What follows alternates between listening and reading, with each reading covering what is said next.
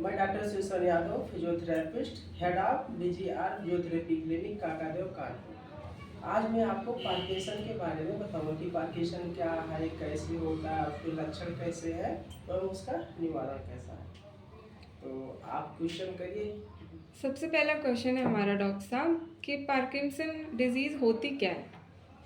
Parkinson disease जो है, इसका एक दूसरा नाम भी है जिसे सेकंड पैल्सी कहते हैं। ये जो पार्किंसन बीमारी है, ये हमारे ब्रेन की जो सेंट्रल नर्वस सिस्टम है सेल होती है, वो क्षतिग्रस्त हो जाती है। मतलब डिजनरेशन ऑफ ब्रेन, CNS, मतलब सेंट्रल नर्वस सिस्टम की जो सेल होती है वो डिजनरेट हो जाती है। तो डॉक्टर साहब ये किस वजह से होती है। जब हमारी ब्रेन CNS मतलब नर्वस सिस्टम की जब हमारी सेल डिजनरेट कर जाती हैं, तो वो जो सेल डिजनरेट होती हैं वो हमारी सेल बनाती हैं डोपामिन। जो डोपामिन एक हमारा न्यूरो ट्रांसमीटर है, तो वो हमारे बॉडी में हमारे ब्रेन की सेल से सिक्रीट होता है, जो सब बैलेंस करता है। और वो जब हमारी सेल डिजनरेट कर गई, जैसे बेसल गैंग्लिया सेल होती है, तो वो जब डोपामिन सिक्रीशन कम कर देती है, तो उसकी वजह से पार्किंसन बीमारी हो जाती है। इसके लक्षण क्या हैं डॉक्टर साहब। देखो, इसके लक्षण तो बहुत हैं, बट इसके मोस्टली जो मेन तीन लक्षण मेन होते हैं। जैसे सबसे पहले तो इसका लक्षण है कि रेजिडिटी आ जाना।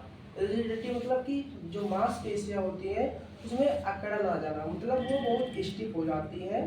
जो लचीलापन एक होता है वो लॉस हो जाता है।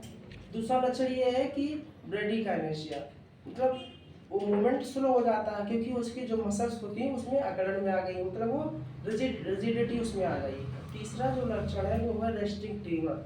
ट्रीमर मतलब कपकपाहट, मतलब जब वो पेशेंट बैठा रहता है तो भी उसको कपकपाहट होती रहती है। वो चलेगा तो होगी, लेकिन अगर बैठा रहेगा तो भी उसको कपकपाहट होती रहेगी।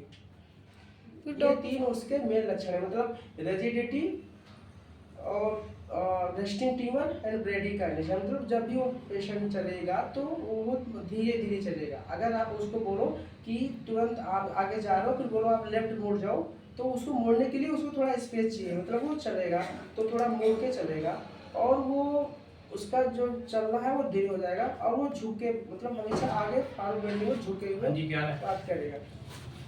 तो डॉक्टर साहब इसका फिजियोथेरेपी ट्रीटमेंट क्या होता है। हाँ, फिजियोथेरेपी, इसमें जो हम फिजियोथेरेपी देते हैं वो बैलेंस करने के लिए देते हैं, स्ट्रेचिंग देते हैं, स्ट्रेटनिंग देते हैं। स्ट्रेचिंग देते हैं इसलिए क्योंकि उसकी जो मांसपेशियां एकदम अकड़न आ गई है, तो उसको हम स्ट्रेचिंग देते हैं ताकि वो लूज पड़ जाए, मतलब वो थोड़ा लचीली हो जाए। अगर जब वो लचीली हो जाती है तो फिर उसका मूवमेंट जो भी करना है तो उसका मूवमेंट बढ़ जाता है, रेंज ऑफ मोशन बढ़ जाता है, जिससे वो मतलब नॉर्मली आसानी से पेशेंट जो है वो चल सकता है, जैसे हाथ पैर का मूवमेंट कर सकता है, अपना काम कर सकता है।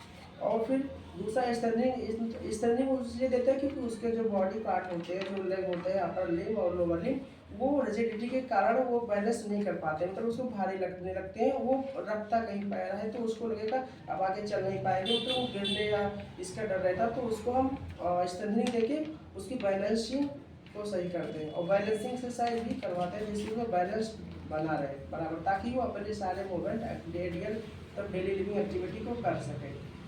और उसको अगर नहीं हो रहा तो फिर उसका हम डोपामिन थेरेपी भी डॉक्टर की उसके करवाते हैं।